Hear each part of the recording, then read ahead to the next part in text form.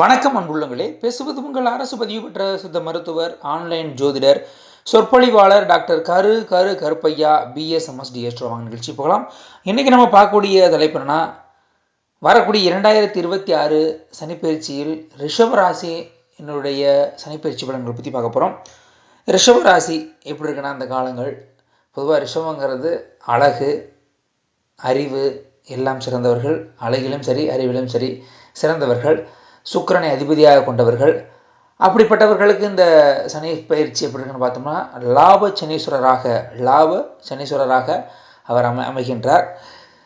அதிர்ஷ்டம் தரக்கூடிய காலமாக இந்த காலம் உள்ளது. அதிர்ஷ்டம் தரக்கூடிய காலமாக இது உள்ளது. 3, 6, 11 அசுப கிரகங்கள் இருந்தால் அது நல்லது. குறிப்பாக இவர் சனி பகவான் சுக்கிரனுக்கு நட்பாக வரக்கூடிய காலங்களாக அமையக்கூடிய காலங்களாக இது அமைகிறதுனால ஒரு நல்ல ஒரு முன்னேற்றம் தரக்கூடிய காலமாக இது அமையும். குறிப்பாக இவர்கள் வண்டி வாகனங்களில் எப்பொழுதுமே கவனமாக போவார்கள். இனி வரும் காலங்களிலும் ஏற்கனவே வாங்கி வச்சு நிறைய அனுபவத்தை வச்சு கொஞ்சம் கவனமாக போகணும். தேவையற்ற பயணங்களை தவிர்ப்பது நல்லது. குறிப்பாக பார்த்தோம்னா இவங்களுடைய தொழில் எப்படி இருக்குன்னா, நல்ல மெச்சூரிட்டியாக இருக்கும். ஏற்கனவே நல்ல அனுபவசாலிகள். இனிமேல் இந்த அனுபவத்தை வச்சு நீ தொழிலை நல்லா முன்னேற்றுவாங்க. அவங்க இப்போ ஒரு அப்பா இருக்காருன்னா அவங்க மகனுக்கு அந்த தொழிலை கற்றுக் கொடுக்கலாமான்னா நல்லா கற்றுக்கிட்டு இருப்பார். இவ்வளோ நாள் கற்றுக் கொடுத்துக்கிட்டு இருந்திருப்பார்.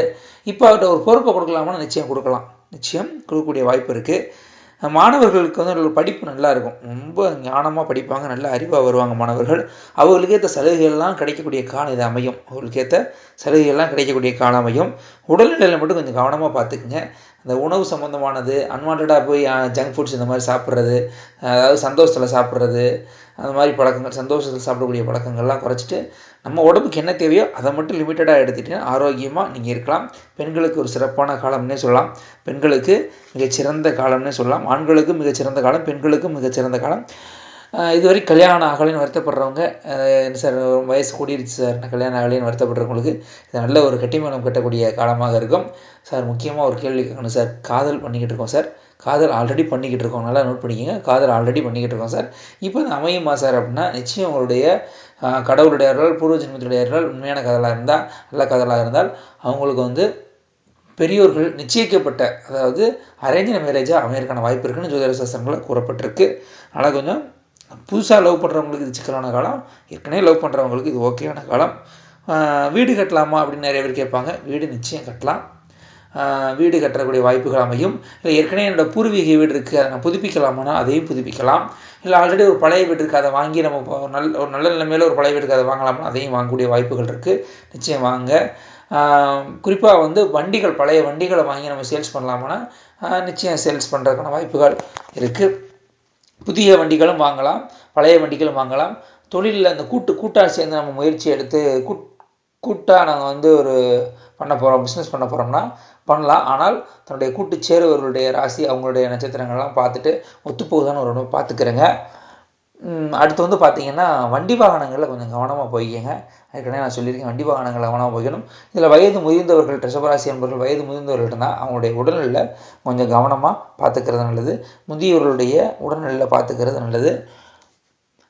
தொழில் தொடங்குறதை பற்றி நான் சொல்லியிருக்கேன். ரொம்ப நல்ல ஆரோக்கியமான தொழில்கள் அமையும். ரொம்ப முக்கியமான ஒரு விஷயம் என்னென்னா, என்ன கடவுளை வழிபடலாம் அப்படின்னு பார்க்குறது. இது வரைக்கும் நீங்கள் எந்தெந்த கடவுளை உங்களுக்கு பிரியமாக வழிபடுறீங்களோ அவங்க வழிபடலாம். சிலர் முருக பக்தர்களாக இருப்பாங்க, சிலர் ஐயப்ப பக்தர்களாக இருப்பாங்க, சிலர் சிவ பக்தர்களாக இருப்பாங்க, சிலர் அம்மன் பக்தர்களாக இருப்பாங்க. அவங்கவுங்களுடைய விருப்பப்படி வழிபடலாம். ஆனால் இந்த காலத்தில் எப்பயுமே நீங்கள் ஒரு முக்கியமாக சிவபக்தர்கள் அதிகமாக இருப்பாங்க. ரிஷபராசியில் சித்தர்கள் வழிபாடு பண்ணக்கூடியவர்களாக இருப்பீங்க. அப்போ சித்தர்களை வழிபடலாம்.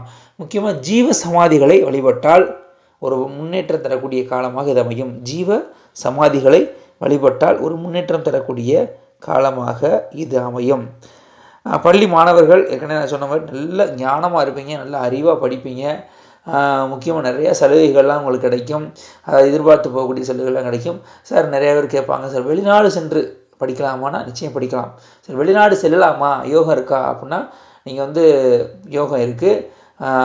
போக முடியலன்னு வருத்தப்படுறவங்க பிள்ளையார்பட்டி வந்தீங்கன்னா அங்கே பாஸ்போர்ட் விநாயகர்னு ஒருத்தர் இருப்பார், அவரை வழிபடலாம். அதாவது மருத மரத்துக்கு கீழே பிள்ளையார் கோவில், பிள்ளையார்பட்டியில் உள்ள சன்னதி போகிற வழியில் ஒரு சின்ன வளைகேட்டு மாதிரி போயிட்டுருக்கும். அதில் பார்த்தீங்கன்னா என்ன இருக்கும்னா, பாஸ்போர்ட் விநாயகர்னு சொல்லக்கூடிய மருதமரத்துக்கு கீழே ஒற்றைநாகத்தோடு இருக்கக்கூடியவர், அவரை வந்து நம்ம வழிபடலாம். அடுத்து எனக்கு வந்து மறைமுக எதிரிகள் பிரச்சனை அதிகமாக இருக்குது அப்படின்னா, மறைமுக எதிரிகள் பிரச்சனை அதிகமாக இருக்குது அப்படின்னு வருத்தப்படுறவங்க, மதுரை அருகே திருப்புவனம் மடப்புறம் விளக்கு, மடப்புறம் பத்திரகாளி கேள்விப்பட்டிருப்பீங்க. அந்த மடப்புறம் பத்திரகாளியை வழிபடுறதுக்கு முன்னாடி மடப்புறம் விளக்கில் வந்துட்டு தெற்கு முக விசாலாட்சி விநாயகர் கோயில் இருக்குது, அங்கே சென்று வழிபட்டு வரலாம். அவங்கள கும்பிட்டுட்டு சங்கடகர சதுர்த்தி அன்று போய் வழிபட்டு அடுத்து வந்து பார்த்தீங்கன்னா மடப்புறம் காளியம்மனையும் நீங்கள் வழிபடலாம். அருகில் இருக்கக்கூடிய சிவாலயங்கள் சென்று வரலாம். இங்கே வந்து பிரதோஷ காலங்களில் வழிபடுவது உங்களுக்கு வந்து நல்ல ஒரு முன்னேற்றத்தக்கூடியதாக இருக்கும். ஏற்கனவே நான் சொன்ன மாதிரி ஜீவ சமாதிகள் வழிபாடு உங்களுக்கு நல்ல உண்மை பெறக்கூடியதாக இருக்கும். இந்த சனிப்பயிற்சி காலத்துலேருந்து ஜீவ சமாதிகள் வழிபாடு நல்லா வச்சுக்கோங்க. அருகில் இருந்தாலும் சரி, தூரமாக இருந்தாலும் சரி, எங்கேயாவது வழிபட்டுவாங்க. நிச்சயம் உங்களுக்கு நல்ல ஒரு வாய்ப்பை தரக்கூடிய காலமாக இது அமையும். ஏற்கனவே சொல்வது போல் வண்டி வாகனங்களில் கவனம் தேவை, கூட்டுத் தொழில் கவனம் தேவை. ஓகேங்களா? உடல்நிலையில் கவனம் தேவை. மேலும் அடியனிடம் நீங்கள் ஜோதிடம் பார்க்கணும் விருப்பப்படுறீங்கன்னா, ஜாதகம் பார்க்கணும் விருப்பப்படுறீங்கன்னா, இல்லை சித்தமரம் தொடர்பாக பார்க்கணும் விருப்பப்படுறீங்கன்னா, என்னுடைய கைபேசி அதாவது வாட்ஸ்அப் நம்பர் சொல்கிறேன், நோட் பண்ணிங்க. 97 91 29 54 33 9791295433. இதை வந்து கால் அண்ட் வாட்ஸ்அப் நம்பர் நீங்கள் கேட்டுக்கலாம். ஓகேங்களா? இது வரைக்கும் நம்ம யூடியூப் சேனலை சப்ஸ்கிரைப் பண்ணாதவங்க சப்ஸ்கிரைப் பண்ணிங்க. ஜோதிடர் கருகருப்பை யூடியூப் சேனல் சப்ஸ்கிரைப் பண்ணிங்க. பக்கத்தில் இருக்க பெல்லைக்கான கிளிக் பண்ணிங்க. அடுத்தடுத்த ராசிகள் வரும். நல்ல நல்ல செய்திகள், நல்ல ஆன்மீக தளங்களில் உங்கள் பார்வைக்கு இருக்குது. ஓகேங்களா? நன்றி, வணக்கம்.